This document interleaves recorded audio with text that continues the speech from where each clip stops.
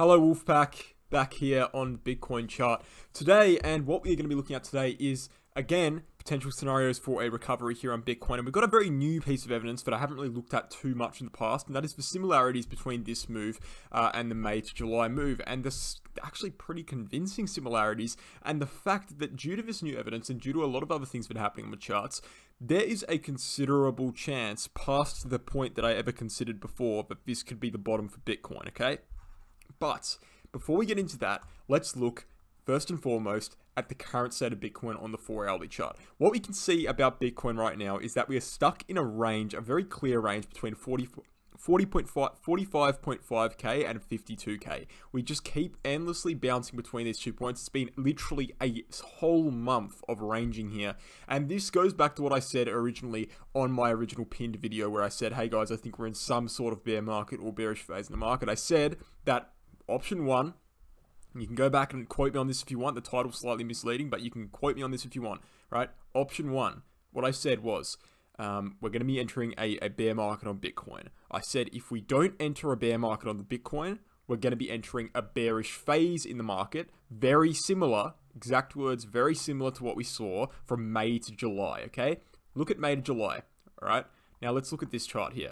And let's delete this, all of this information, and we can look at the amazing similarities we're seeing from May to July right now. What we saw here is 4 separate peaks descending downwards. 1, 2, 3, 4. All right, 4 peaks descending downwards. We saw the same thing in May. 1, 2, 3, 4, all of which are descending downwards. We saw a high, okay? We've seen a high here, although slightly different structure, but we did still see a high. And we saw a little plateau here, a little miniature head and shoulders pattern. We saw a little plateau here, okay? And now we drop down after that into some sort of W formation, okay? We have right now dropped down into a W formation, okay? And we're yet to continue that pattern. However, what is worth noting is that after this W formation, we had a little plateau again, and then we dropped down one more time, and then entered a descending kind of, I don't know, descending channel kind of thing there, okay? So assuming that same thing happens where we see this plateau, which we're kind of seeing right now, what we're going to see is a little drop down, lift up, and then a descending formation before a recovery, right? That would be the most logical thing to happen according to the May to July fractal. Now, obviously, it doesn't have to play out exactly like that, but as I've just shown you, you know, those similarities are undeniable, okay? They're literally undeniable. They are quite literally a copy and paste of what happened in May to July. And look, this is what I mean. You know, I want to be very clear about what I've said in the past. I've always said bear market or bearish phase in the market. I'd consider May to July a bearish phase in the market. You don't drop down, I think it's 54% from all-time highs and enter a 3-month consolidation and still call that a bull market. It's not a bull market, okay? That's a bearish phase. Similar to what's happening right now. I mean, on Bitcoin, we've dropped down how much from all-time high? We've dropped down, let's see, over, you know, 38% from all-time highs, and we've been below the all-time highs that we made for almost 2 months. You know, that's not a bull market. That's not a normal correction. That's a bearish phase of the market, and assuming this goes on for longer as well, and takes a while to recover after that, that's definitely a bearish phase in the market. Now, there aren't, you know, in terms of the price action, the similarities are completely undeniable, but in terms of indicators, it is obviously a bit up for debate. There's a lot of different placing in dynamic support and resistance, and there's a lot of different placing on the RSI and MACD, and so it's not 100% comparable, but the fact is it looks pretty damn similar, and that's compelling enough to me, you know, for Bitcoin. And so that's a possibility, okay? And we also have to consider that we still have the possibility of an actual bear market. And the reason we have to consider this, right, we'll look at the 3-day in a second. The reason we have to consider this is because of the placement of the 50-week SMA and the 200-week SMA. And the reason why we have to consider this again is because historically what has happened in relation to these two things, we are on the wrong chart here. Let's get to the index so we can get a longer-term point of view here on Bitcoin, and we'll remove everything we have here. What we usually see with the 50-week and the 200-week SMA, we'll zoom in and we'll go back to 2013 here, is that we see an all-time high on Bitcoin like we saw here in 2013, okay, an all-time high on Bitcoin, we drop down the 50-week, bounce off it, and end up with 200 when we lose the 50-week. So whenever we lose the 50-week, and we can go through this for a long time, okay, but we'll just keep showing you here, we see that pattern over and over again. Whenever we lose the 50-week, same thing here, we end up at the 200, okay? I'll just circle a few times here. Whenever we lose that 50-week, we end up at the 200. But I mean lose it as in lose it convincingly, okay? What I mean by lose it There's a lot of confusion as to what losing it means, and there's confusion amongst myself as well, because usually when you're losing a support or resistance zone, you just have to close below it. But it's not that simple with something this major. What something this major would require for something to be classified as lost or gained is dropping below it, okay, coming back up, retesting it for resistance, and continuing downwards. That is a typical breakdown of support and resistance in technical analysis, and so that's what we're looking for. And this weekly candle is giving us an opportunity to lose the 50 week because we've closed again just after a bullish engulfing, which didn't actually do much to the price, right?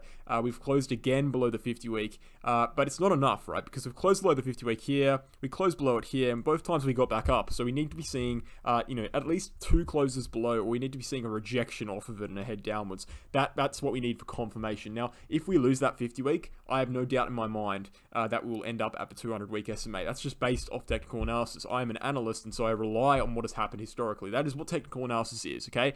It's taking historical trends and applying them to right now and trying to predict what's going to happen. And that is what has happened historically, right? And the reason why there's so much confusion about what's going on in the market right now, even amongst myself, as I've said, is because this 50-week SMA is currently sitting on a major support zone for Bitcoin, or just above it, right? Because we have this W formation that's forming just below the 50-week SMA, and a lot of indicators from a lot of different charts are showing us that we might be holding this region. And so that's why I can't confidently say that, hey, we've lost the 50-week, we're going over 200, just because we closed below it by 1,000 USD, right? It's not enough evidence. We need more. We need more to prove that.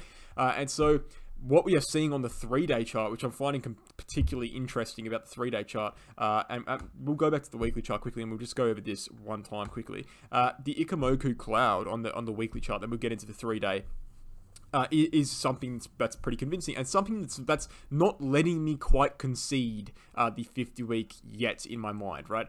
The Ichimoku cloud typically acts as support right below the 50-week, but essentially every time we lose the Ichimoku cloud, or even close within the cloud, right, close within the green here, it ends up badly, right? It ends up badly, and we end up trending downwards to the 200 again. That's another indicator there for Bitcoin. Let's remove all of these lines here and just get the cloud itself, just so we can get a good idea of what's actually happening here in relation to the Ichimoku cloud, because that's what we care about right now. What we're doing is we're currently holding the cloud for support, and the reason why this is important is because we've done this in both the corrections before. We did this in July, we did this in September, and we're doing it right now, assuming we're heading to an upside right now. So that is support that we need to be watching as well. We're holding the Ichimoku cloud, which is very bullish for Bitcoin.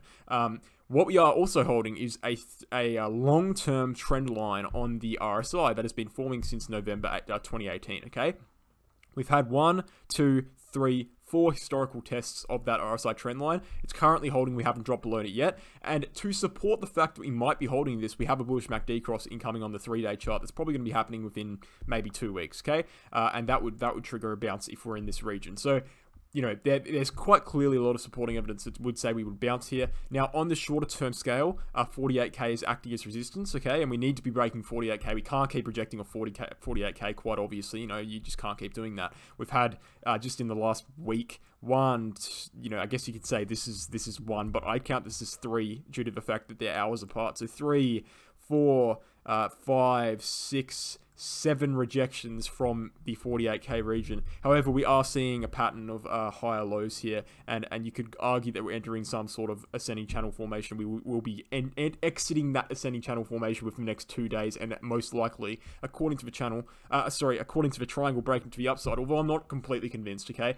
But what I will say is that, you know, according to the chart we looked at before, where this is very similar to May to July, we will see a short-term break to the upside, but ultimately we'll end up at a downwards trend again for at least a few weeks before a breakup. Now you'll notice that there's a bit of a change in my mood towards Bitcoin currently, and my change is for the good. I do think that we're looking okay. There's a lot of things that are showing me that this is, you know, a textbook bottom formation. However, I'm not willing to jump into the market yet. I was very, very willing to jump into the market in July. I pretty much called the bottom to the day in July. I called the bottom to the day in September. You can go back and check what I'm saying. I'm not just saying these things. I genuinely did these things, called the bottom to the exact day on both of these occasions. Right now, I'm not going to be confident enough to make that kind of prediction because ultimately I think that the market is in a weak position right now. Even though there is a lot of evidence suggesting we might bounce, we're not seeing it materialize. And that, I think that's the main thing that's worrying me, that's upsetting me with Bitcoin right now. You know, we saw massive volatility here in September and massive interest in the market around the bull market support band here in September, okay? We've lost that region. We've rejected off of it twice in a double top formation, and we've headed back downwards. Okay, we're below the 200-day SMA. We're below the 9 EMA, which are both acting as resistance together, and they're both acting as resistance on 48K, which we've rejected from 6 times.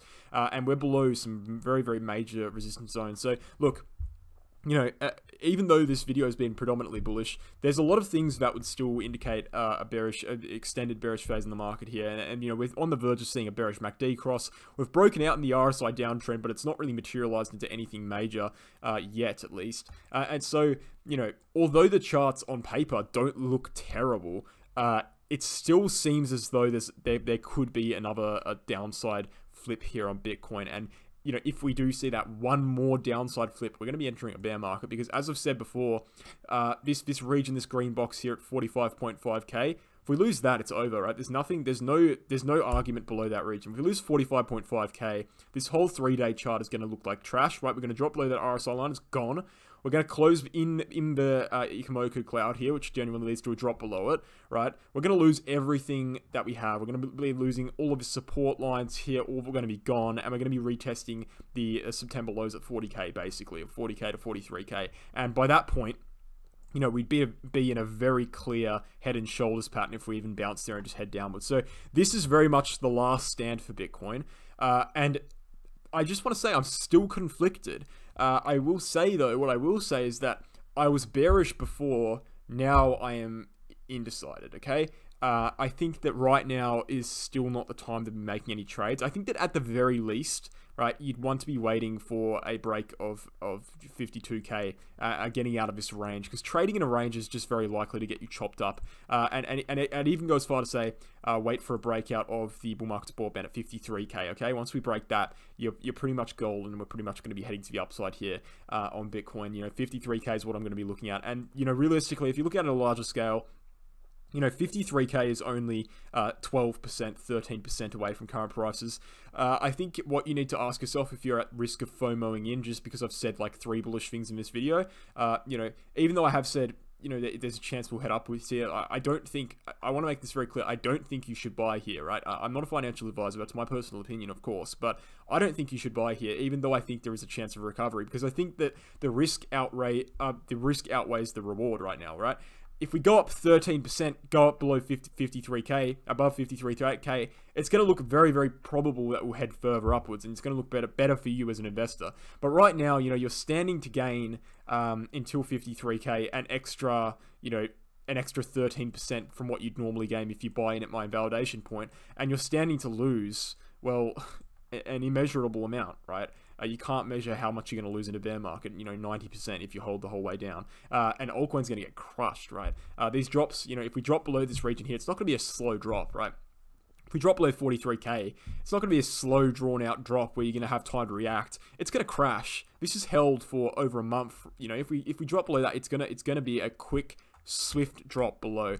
And so I don't think the risk outweighs the reward. I think there's a decent likelihood this could be the bottom. However, I'm still going to stick by my original prediction, and that's that we're in a bearish phase in the market until proven otherwise, and it hasn't been proven otherwise yet. So stay safe out there. Watch the indicators, though, because, you know, some of them have been showing some promising signs, but stay safe. I wouldn't be recommending get back in the market quite yet. I think it's a little bit too early.